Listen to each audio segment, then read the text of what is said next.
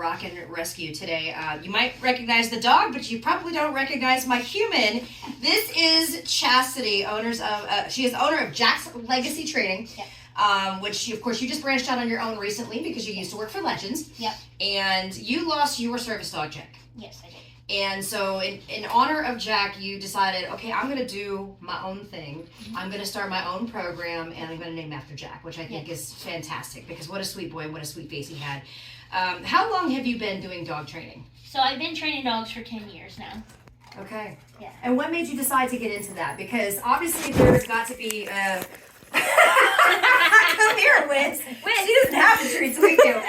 There's got to be a tremendous amount of patience, probably more patience than you would need for a child. Yeah. So a tremendous amount of patience to teach a dog, especially because this is Whiz Pawlifa, and Whiz has been the absolute longest resident at Mikaela's Mutt Motel. And he's been with you for quite some time because he needed a little extra attention.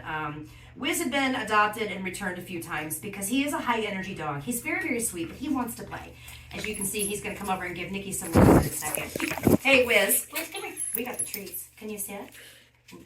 Hey, sit. Good sit. Good sit. So you've been working particularly with Whiz one-on-one because, you know, again, he's very high energy. He likes to jump. He likes to romp. He likes to play. He can knock little people over. Yeah. And I think that was probably part of the problem as to why, you know, people get in over their heads because we've learned, obviously, and it's something you've been dealing with for like the last 10 years, is that people go, oh, I want a dog. And then they don't realize that you actually have to work with the dog, train the dog, get to know the dog, learn their personality, teach them manners just like you would a human child. Yes. So with you then, obviously a huge amount of patience. So what made you decide dog training is what I want to do? So I come from a different type of training background. I used to do like the shock collar, prong collar, stuff like that. Oh, okay. Yeah, so that's how I first started training dogs. And then I came across my very own hyperactive, reactive dog. And then I decided that there just had to be a better way. Right. So then I decided that I was going to really look into the positive reinforcement side of training. Treats and love and praise and all that. And it's so much more rewarding. The dog becomes more confident. Yeah. The dog really just, focuses more. It lasts longer. It's not a quick fix.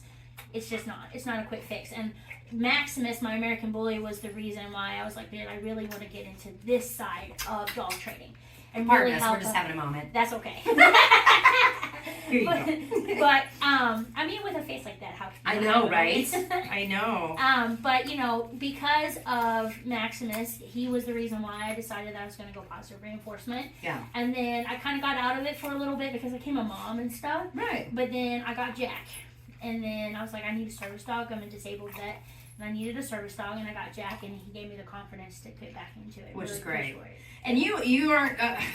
It's amazing to think because I always wonder, like, you know, how does somebody get into dog training and what goes into it? Because you can be like, okay, I'm really good with animals, but you actually have a master's in animal behavior. Where did you study for that? How long did that take? And why animal behavior? Because you've been doing training for 10 years, but obviously you made a decision long ago to study all of this. So what kind of things do you have to study for animal behavior masters? So it's kind of like dog psychology. Okay. It's going inside their brain and deciding why dogs do what dogs do and why animals do what animals do. And I got my degree on Hudson University online. Okay. So, but I got my bachelor's degree from Clayton State University. Okay. So, but I just decided then I wanted to dig deper and I really wanted to be an animal.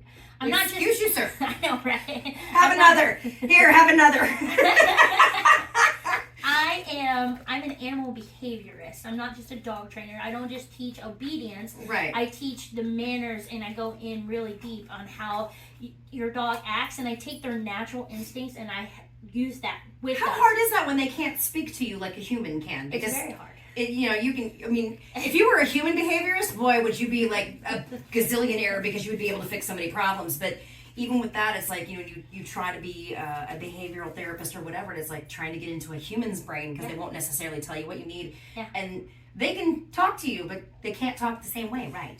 Right. So I look at body language. I see what the dog loves. We let the dog make decisions. A lot of times here in like the 21st century, we've really taken away the dog's decision. Yeah. Like our grandparents let dogs be dogs, but we don't let dogs be dogs anymore. No. And I kind of step in and let a dog and help the human be a dog. Right. Let their dog be a dog. Yeah. Gotta learn to understand it, right? Yeah. Because sometimes you just gotta pee outside and that's fun, right? As opposed to us.